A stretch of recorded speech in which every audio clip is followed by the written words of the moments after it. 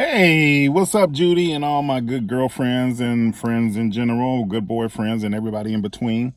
You know what? It's been a while, but I've been getting ready to hit Vegas soon, so I'm gonna take you with me to Vegas, and also I am getting ready to celebrate my 48th year in life, or my 48th chapter of life. You know what? This video is dedicated to Elijah Ahim. Elijah Ahim is a young teen who's 17 years old. I do believe this past week or past weekend, he was murdered as he sat in his car. This mentally ill bastard rolled up behind him as he sat in his car, grabbed him, and slashed his throat. Why? Because this sick bastard felt that anybody that listened to rap music was a danger to society, was a danger to him, or whatever his mentally sick brain was telling him. So this bastard murdered this kid, okay, all because he felt a certain way about hip-hop music. And this boy loved rap music, okay? His sister says he was a fan of 90s hip-hop, early 2000s hip-hop, so he wasn't bumping and blasting no Migos or no Lil Yachty or Lil Baby or any mumble rap. He was listening to intelligent, good hip-hop. Okay, well-produced hip-hop, classic hip-hop, probably, and he was a fan. He was, he wasn't probably trying to, be nothing more than just that. And he was killed over his music. All right?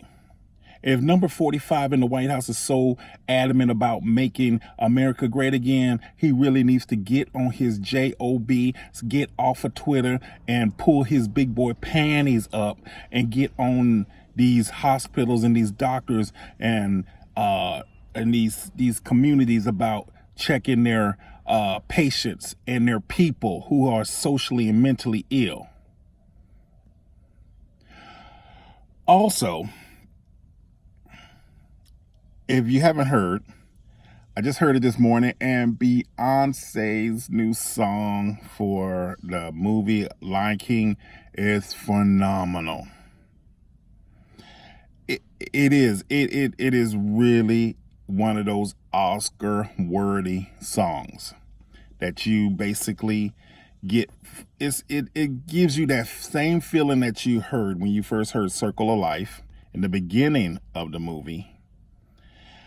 But it also gives you that feeling that you got. See, I say it's a mixture between one of the songs from the original motion picture soundtrack and one of the songs from the original Broadway cast album. And I'm a big fan of the original Broadway cast and of the movie. So I am really, really, really moved by this song because it is powerful. She is really doing her thing on it. Now, there is a part on there that she kind of got a little up there in the note, and I kind of went, ooh, I got a cringe moment. But Beyonce really, really, really, really, really did her thing on this song. And I hope she is nominated for an Oscar. I hope the movie does well for her. Seth Rogen said on Good Morning America that this movie will make you cry, and it's going to be a lot more to it than what we expect. The world premiere, or the world premiere was last night, and the reviews and the critics on it so far, by what the word is, this movie is going to make us cry, and it's going to be great. But Beyonce, I feel there's an album coming. We had Homecoming Live, we got Spirit. So that means there's a Beyonce project coming, and that means a tour is coming. So y'all know how she does it. She's not just going to sit around and let things get cold. She going to bring it, and then it's the summertime. So, I know some of you don't like it, but God damn it, I love it. And we bouncing around to it. So, The barbecues and the family reunions got Before I Let Go playing. What else is going on out there in the news? Woo, it is hot. I mean, you know, it's Houston, Texas. It's not even 8:30 and it's hot enough to fry chicken or at least chicken tenders out here. You know, yeah, so basically, like I said, you know, we got that. Oh, and last but not least, Wendy Williams. How you doing? All right. You know what? This needs to be my face for my thumbnail. Okay, so Wendy Williams announces that she has lymphedema. Lymphedema. Okay, Wendy, honey, that did not need to be announced majorly. I know you're trying to bring light to it, but let me tell you, at least 65% of the women, 65% of your audience has lymphedema. Okay? Most black people get it. You probably gotten it from all the stress and the drama and prescription pills and drinking you've been doing or wearing them high heels. It's going to happen, sweetie. It's something when it happens to black people every day. It ain't no big deal to it. You ain't got to get on public TV and announcement. It ain't nothing to shock the world about. All you do is go to the doctor. He going to give you some Lasix. You're going to take them laces and you're going to pee like a racehorse.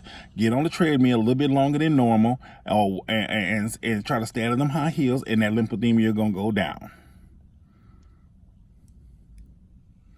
Seriously, that's all it is. Girl, ask your mama about it. She probably even has it. Your daddy, your grandma probably dealt with it. Most black people go through it. Most older people go through it. I don't know why everything that certain people do has to be made a major announcement, okay? All right, well, y'all, I'm going to get ready to go in this office. Like I said, it's hot out here. And I plan to have a real good time. Until the next time I see you, put that in your tea mug and you sip on it and you tell your mama I said, hey, all right, love you.